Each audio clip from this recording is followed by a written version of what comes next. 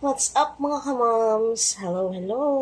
For today's video ay mag-unbox na naman tayo. Ayan. Box tayo. May dumating tayong parcel. Mura lang to guys. 100 plus lang to. Pero may shipping na 30 something. 212 lang na bayaran ako. Ayan guys. Ayan. Gusto ko itong i-try. Kung maganda ba, nakabubble wrap. Okay, pasado. Meron siyang, baka isang box po ito guys. Pero hindi siya nakabox. Oh. Toy, hindi siya nakabox. Ang laki pa niya. Ang laki guys. 500 ml. Yan oh, 500 ml. Kiniya.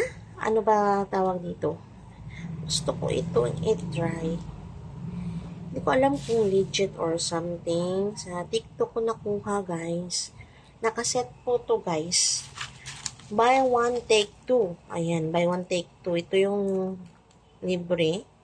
Ayan, meron siyang sorry. Wait lang. Ayan, pasensya na kasi na-touch ko yung ano. Meron siyang moisturizing sunscreen. May SPF na 90+. Ayan. Merong SPF na 90+. LBLS. Ayan.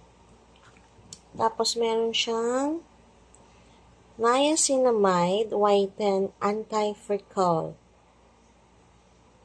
brightening essence. Parang ano to? Serum ba to?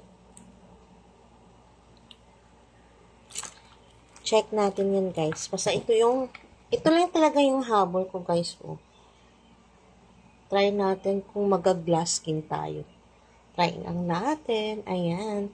Yung VC nila na Kiniya. Ayan. Try natin baka may side effects sa atin or wala. Ayan, guys. Try natin ito. Ayan. Ito lang yung ating na-unbox, guys. Yung ating whitening na merong moisturizing na SPF 90. Ngayon lang ako UV A or UVP. Ayan, guys.